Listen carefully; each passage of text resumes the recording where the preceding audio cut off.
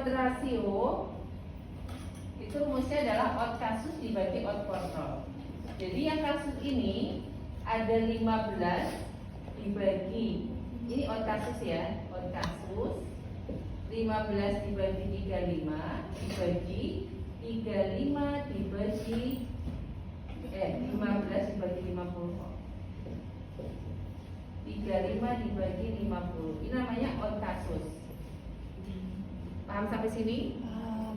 Sedangkan odd kontrol ini berarti 36 dibagi 14 dibagi 50 dibagi 14 dibagi 50. Ya. Ini odd kontrol. Nah, odd rasio itu odd kasus dibagi odd kontrol. Berarti sama saja dengan OR itu berarti 15 dibagi 35, betul ya? Dibagi berapa? 36 berarti 14. Berapa, Mbak? Berapa?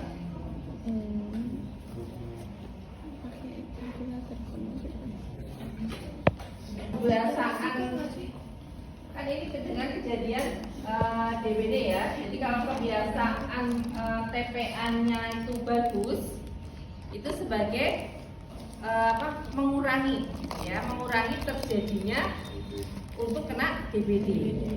Ya, jadi kalau kita rajin menguras, itu artinya berarti kita dapat mengurangi terjadinya DBD.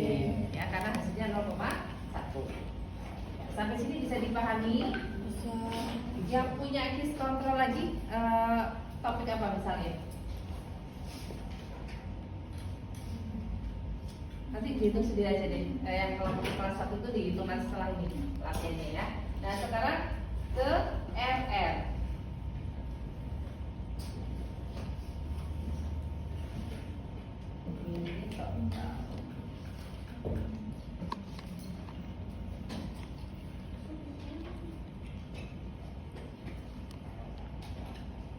Ini apa ya Pak? Mutasi garis Bryan. Itu apa ya Mbak berarti ya?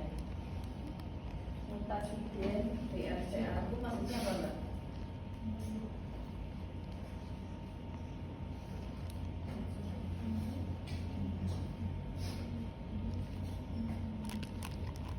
Ini kelompoknya itu kalau mutasi gen itu ini ya, sesuatu yang tidak diapa-apakan, sesuatu yang asli. Orang itu di sana ada mutasi gitu ya. Ini kelompoknya siapa tadi yang mutasi gen? Ya, kalau mutasi gen itu ini ya, bukan sesuatu yang dimanipulasi ya. Jadi orang itu memang ini studi kohort dengan kejadiannya adalah kejadian CA payudara ya, CA mamai.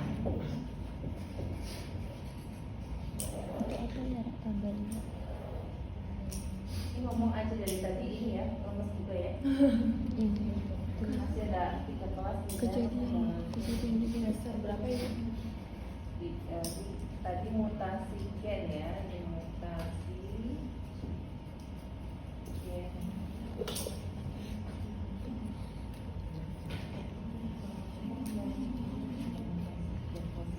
Ada yang mutasi gen, ini ada yang mutasi gen. Betul ya? Oke, coba sekarang kita lihat.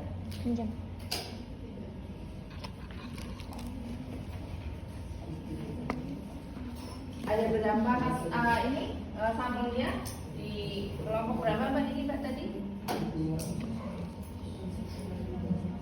Ada 160 dengan 80 dia terpapar mutasi gen dan 80 tidak mutasi gen, betul ya?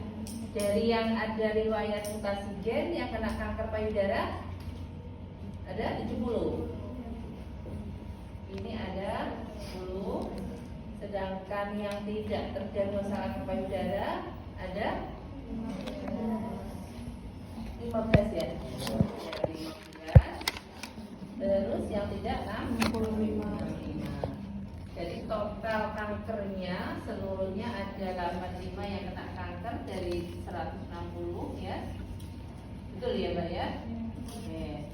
Sekarang next yang RR Mas.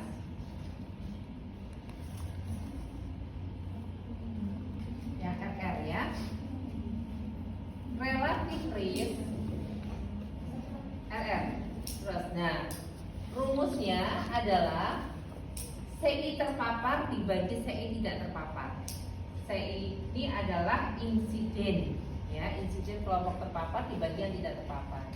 Pertanyaan saya, yang terpapar itu ada berapa orang? 85. Yang terpapar 85. Coba kanker payudara dengan mutasi gen. Mana paparan, mana akibat? Paparan mutasi gen, kanker payudara, akibat. Nah, saya tanya, kelompok orang-orang terpapar itu berapa? Jadi orang yang terpapar itu siapa? Yang kena mutasi gen. Ya, berarti yang positif mutasi gen. Ada berapa? 80. Benar? 80 yang terpapar mutasi gen.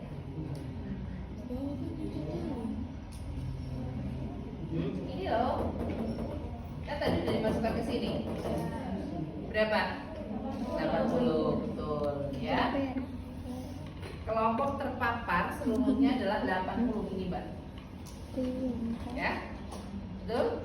Nah, dari 80 ini insiden atau yang kena kasus menjadi berapa tahun dia ternyata kena kanker payudara ada berapa?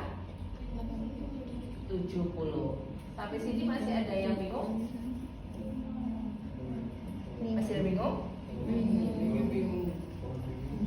RR rumusnya itu insiden kelompok terpapar dibagi seluruh terpapar. Sekarang fokus ke CI terpapar dulu. Tadi kasusnya kan antara mutasi gen. Ada 2. Kenapa disebut variabel? Karena ada 2 kategori, yaitu yang ada mutasi gen dan tidak ada.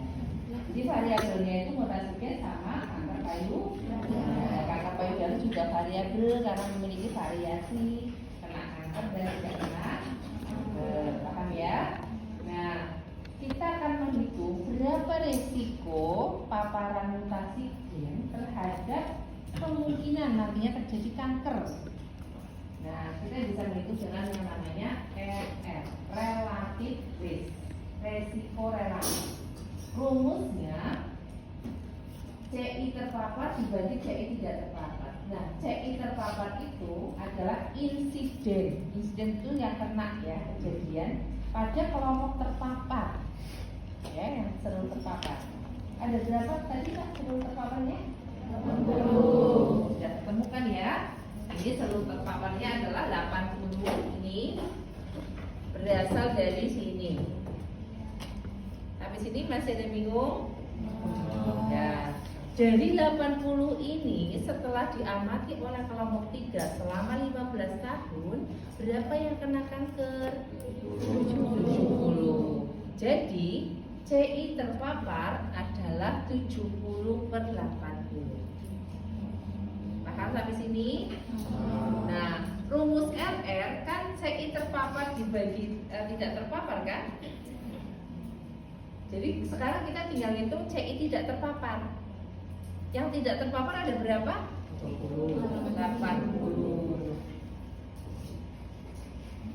Insidennya ada berapa yang tidak terpapar yang kena? 15. Sampai sini ada yang masih bingung? Ya, berapa ketemunya? 4,6. Kalau dikaitkan dengan kesimpulan, berarti ini benefit atau faktor resiko? Faktor resiko. Kalau tadi menguras mandi atau menguras kebiasaan TPA, yang baik itu justru faktor proteksi ya untuk tidak terkena DBD. Kalau ini faktor risiko. Tadi paparan apa kok bisa jadi faktor risiko penyakit? Berarti adanya mutasi gen beresiko berapa kali? Ini 4,6. Jadi ini misalnya wanita ya, wanita dengan mutasi gen beresiko 4,6 kali terjadi apa? Terjadi kanker payudara dibanding siapa? Yang tidak mutasi gen.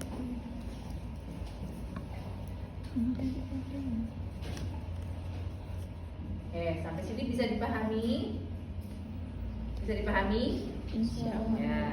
Jadi kalau nilainya itu lebih dari 1 berarti faktor resiko, kalau itu kurang berarti faktor proteksi. Kalau sama 1% kita nggak tahu apa itu faktor proteksi. Nah, sampai sini kan? Masih bingung teman-teman? Paham. Nanti angka-angka yang ada di situ nanti sebelum dikumpulkan ya Mbak kan udah bikin ini kan gambarnya yang ada bayi angka kan kemarin hasilnya ya satu bagian ditaruh di PowerPoint yang sebelumnya ya sudah ya. Nah yang belum itu nanti kalian hitung kalau yang case control dengan apa namanya OR, kalau yang lainnya dengan RR. Mana teman-teman? Sulit itu kertas kan? Kok pakai ini? Pakai bukan kertas? Kemarin kertas ibu ditulis semua yang Iya, tolong satu ya, mana? satu kelompok tuh ngerjain 4, tapi yang satu tuh dimasukin ke Ya, ya maksudnya 4-nya itu kan ada semua kan? Ada eksperimen, kohort, gitu kan? Nah itu nanti silakan kalian hitung itu tabelnya, hitung RR kalau yang selain case control hitungnya RR maupun RR ya. Jadi yang kohort, eksperimen, proseksional itu saja RR. Sedangkan case control hitungnya OR. Nah berarti ada 4 latihan. Paham nggak? Paham. Nah nanti latihan di yang sudah kalian buat kan?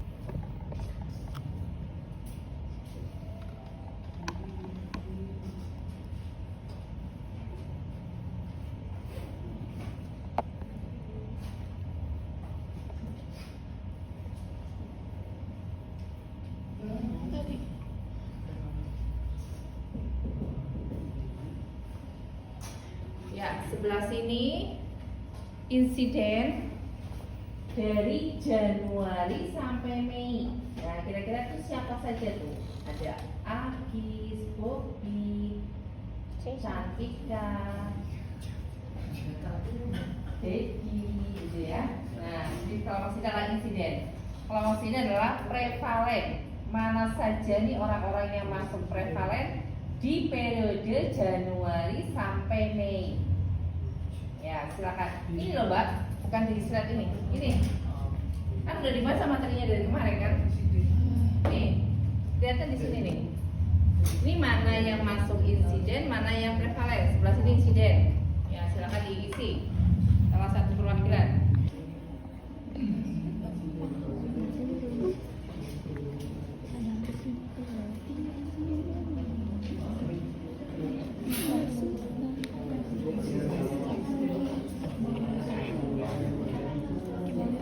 ya Allah. Video itu mah. Astagfirullah. Supaya paham. Ntar kelompokan nanya-nanya lagi deh.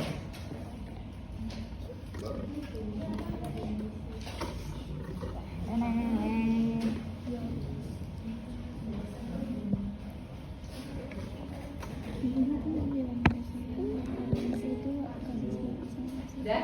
Yang insiden. Jadi intinya kalau kalau insidennya banyak, prevalennya banyak nggak? Ya, jadi semakin tinggi insiden akan semakin banyak prevalen. Nah, kalau penyakitnya lama sembuhnya, insidennya menurun apa naik? Prevalensinya naik. Jadi prevalen itu sangat dipengaruhi oleh jumlah insiden sama durasi penyakit, ya kan? Ya, mana mas? Insiden, prevalen, insiden. Ya udah kalau bisa ketemu sebentar nanti. Insiden adalah kasus baru, ya, dibagi dengan population at risk. Population at risk itu populasi yang berisiko. Artinya di penduduk di situ biasanya perhitungan setengah setengah tahun ya, dalam periode setengah tahunan atau 1 tahun. Itu berapa? Katakanlah population at risk-nya itu 720 penduduk. Nah, sekarang hitung dari insiden sini ya. Ya, sekali balik. Hitung insiden ya pada penyakit TBC ya dengan population at risk 720 dan hitung prevalence pada population at risk 720. Jumlah populasi. Oh, jumlah populasi. Sebelah depan. Ini sebelah dua depan. Nah, kalau kayak gini per mil. Ini per mil. Ini persen. Udah? Ketemu? Insiden, ya. Prevalen. Ya.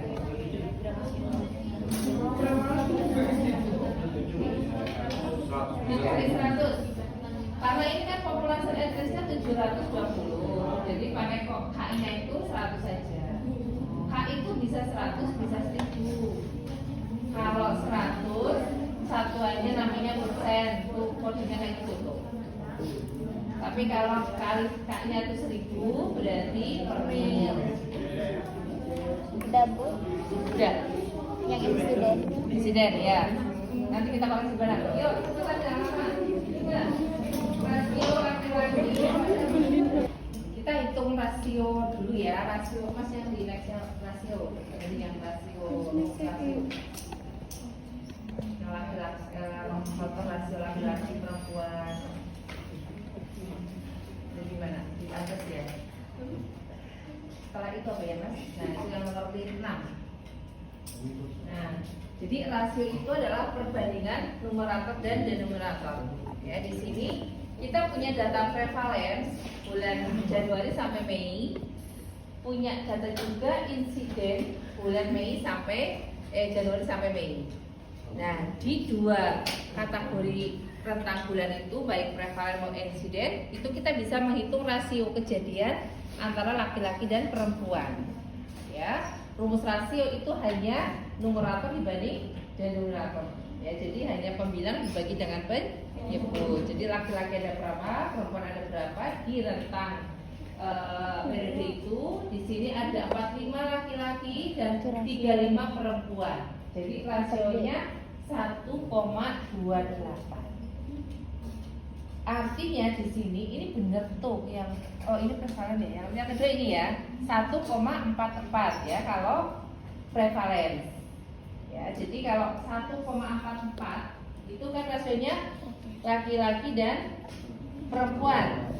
Ya, jadi kalau ada katakanlah 10 pasien, nah kemungkinan besarnya itu berarti kurang lebihnya itu berarti di atas 5 ya, karena di atas 1,5 ya, berarti tujuan itu laki-laki baru yang 3 perempuan ya, jadi 1,5-nya. Jadi kalau ada 3 orang itu paling tidak 2 laki-laki 1 perempuan ya, karena rasionya itu dari atas 1,44 itu dari rasio.